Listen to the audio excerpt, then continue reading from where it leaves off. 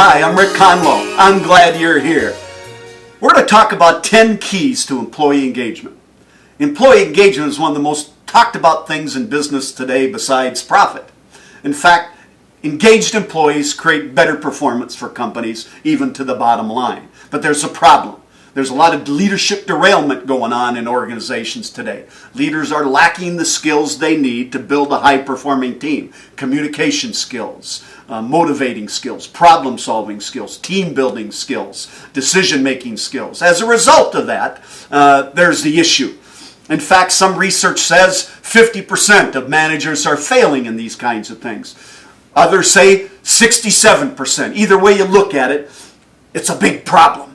But it's also an opportunity for you as a manager that if you do a better job, you can make a difference with your team, in your organization, with your customers. Now, various research reports on employee engagement shows that only 13% of employees are engaged worldwide. In the U.S., it's 30%. So there's a gap there, but it's also an opportunity. If we can reverse those numbers, a company, a manager, has a great opportunity to impact results. And there isn't any secret that needs to be done, and that's what I want to get to. But I want to dispel some thoughts about what employee engagement is. It is not an annual survey. Most companies do a yearly or every 2-year survey. It's not something a manager has to do based on the survey, create an action plan, get better, and then forget about it for a while till we do the survey next time. It's not the number on the survey. The number just serves as a snapshot or a measurement in time. Employee engagement is not a fallacy. It does happen. Engaged employees want to do a good job. They're inspired. They like what they're doing. They want to perform better and better. They're looking to improve. They have commitment to what's going on. It's not a waste of time then. It's not something that you do because of the survey. It's something you do as a leader as you interact with your employees every day of the year. And it's not hard, really, if you do the right things. And if you believe in it, that's often the problem. A lot of the reason sometimes managers don't do team building and know how to do that well, because they don't really believe in it. They just want it done their way, based on what they have to say. Because too many managers still, in this day and age, and all the research, and all the books and materials that have been put out there the last 20 years, managers still believe in command and control. What employee engagement is ownership. We treat employees like partners in what we're doing. And when we do, you don't have to motivate them. They're self-motivated. Now, there's a bottom line to all this. Companies with engaged employees outperform others without it by 202%. As you see from the research I shared with you earlier about employee engagement and how low it is, many companies are leaving money on the table. They're leaving performance on the table. They're leaving bottom line impact on the table if they would do things differently. Now, my business partner, Doug Watsaba, and I, as we researched our book, Superstar Leadership, over the last dozen years, we found keys to employee engagement that aren't necessarily in some of the high-profiled resources that are available today. Why? Because we dug in the depths of organizations with the middle management who are charged to work with employees day in and day out, not necessarily the CEOs. And we found some different things, and that's what I want to share with you. So what do leaders need to do to be able to get these employees engaged to at a higher level? Well, first of all, they need to understand they need a different perspective. It's not about you as a leader. It's about the employees. A manager's success depends on the employee's success. So you're going to have to dig in and understand that. So it's a perspective change that you need to have here. The mental switch, if you will. Once you do that, something you got to believe in, that it's right to care about employees, to be focused on their success. That if they succeed and perform at a high level, then that's a reflection on you. You need to understand that. That's the starting point. It's like this little mathematical problem that I have here. What's the first thing you notice about it when you take a look at it? Now you can write it down or you can just get it in your head. What's the first thing you notice?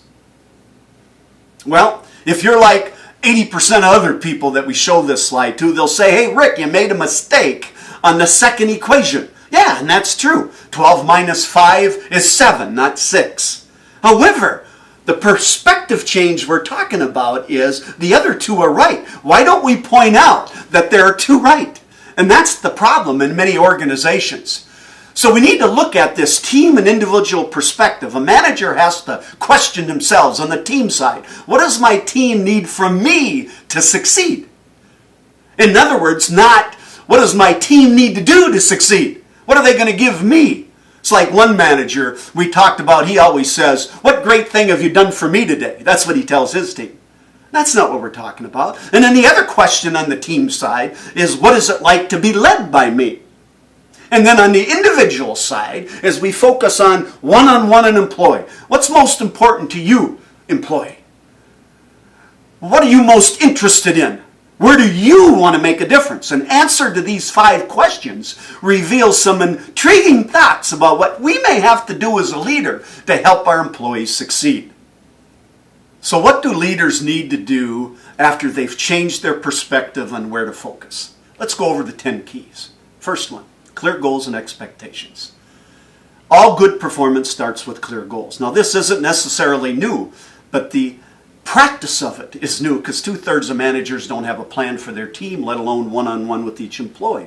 So if we do this, not on an annual basis, but on a monthly, quarterly basis, you'll see from the research there that we get improvement in performance. That's what we're after. It leads to more engagement. Why? Because you're talking to an employee. You're communicating with them about their successes, things to improve, and helping them win. Second area is training. Research shows it has a positive impact on the overall organizational results. Wow, if you do it, okay, if you do it. The problem is not many companies do. I saw a research report yesterday. Only 5% of employees in the last 5 years had attended an employee training program. Wow, that's unbelievable when you really think about it. So it shows you the opportunity for you if you have better trained people and do it consistently, month in and month out, quarter and quarter out. Now, if you don't have a big HR training group or one that's too busy and they can't give you all the help you need to learn how to do it. We teach managers how to do that in our book. You'll get the impact. Okay? You don't have to be a professional trainer. You just need to provide the training, get them engaged, role play, those kinds of things. Third point, we need to communicate, communicate, communicate. And I say this 3 times for emphasis. It's the little things in the organization in terms of schedules and changes in policies and how we do written communication. But it's also bigger things in terms of the one-on-one communication skills. Are we good listeners, for example? Most managers, according to leadership derailment studies, aren't. It's also presentation skills. Can you run an effective meeting? Or are they dull and boring and everybody falls asleep? You got to be better than that. Be a student of the game. So if you do that, you create more engaged employees. Coaching. We should probably circle this one. 88% impact in terms of employee performance. If you take that one, plus the goal setting, you've got over 100% gain in the performance, the quality, the quantity of your team. If you do this. Now coaching is not just for poor performers. It's for everybody. Elite athletes, star entertainers all have coaches to help them reach their best level of effectiveness. Why wouldn't we do that for our employees? So you need to be a student of the game, learn how to coach, do it week in and week out. There's informal communication based on one-on-one interactions, and there's formal communication, more involved, 30 to 45 minutes of in-depth preparation. And then understanding point 5. That not all employees are the same. Remember the question I talked to you about earlier. What do my employees need from me? Each may need different things. So we have to adjust our leadership approach based on the needs of employee. We got to have some flexibility there. Lots of research to show that that's important. A lot of research also shows most managers use 1 or 2 ways of leading and they do it with everybody. It's kind of like, well, you know, my way or the highway. We've got to be better than that. And when you do, it's motivating. It helps employees become more effective. Point number 6, recognition. You know, I shouldn't even have to say that yet. Time and time again in our consulting business, when we go in organizations, guess what? Only the top performers get organization, if any is recognition, if any is given at all, and not much is done with everybody else. So what does it say to everybody else? We got a few winners here and the rest are losers. That's not the kind of high performance climate that you want to create. Great book, The Carrot Principle, talks about that in more detail. we need to do it. We need to engage our team that way and make them feel proud about what they're doing and appreciated. When they do, they want to do an even better job. Point 7, we need to have some fun in organizations, team activities, social activities, maybe some promotions and incentives tied to the key goals. You may not have a big budget for that. You may. Either case, you can do it with a little creativity, change the pace so it isn't the same old all the time. Number 8, every manager in any organization is responsible for customer service, retention, and loyalty. If you're not directly serving the customer through your team, then you're serving somebody who is. So you need to have a game plan. Really what it is about is process improvement, trying to improve what we do. And when we have an impact on our customers through our policies or procedures, our face-to-face contact, it has a bottom line impact. You win. You know what? Employees want to win. They want to serve the customers well. But it's hard for them to do it if they don't feel empowered in what they do. Number 9, we got to do a better job of hiring. Now, a lot of organizations we come across, the hiring process has been taken out of their hands. There's HR recruiters that do it for them. We say this: get involved. Learn how to do a behavioral interview. Learn how to check references.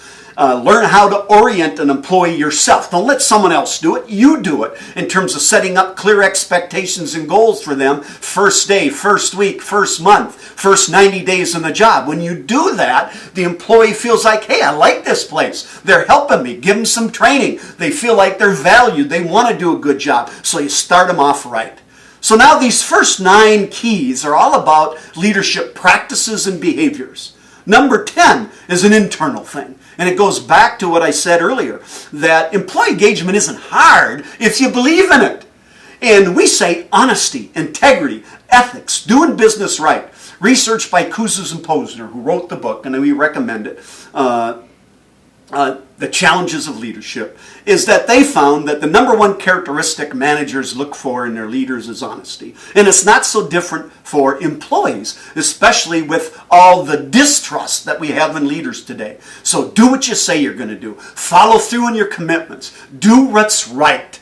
And if there's any question about it, be honest enough to say, I made a mistake, or let's talk about this. People will respect that, and they'll trust you as a leader when you do those kinds of things. Do you see now? Do you hear what I'm saying about these 10 keys? Now, they all go together. You don't say, well, okay, I'm going to focus on the goal setting one. I'm not going to do the training one. And I don't have time for the coaching one. They all go together. And really, quite frankly, a lot of these are interrelated. When you set goals, you're communicating, for example.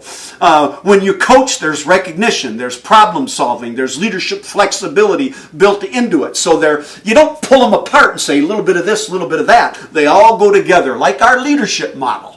They're all intertwined. And when we do this, when we become a student of game in all these areas, we find that we'll be successful. An example of that.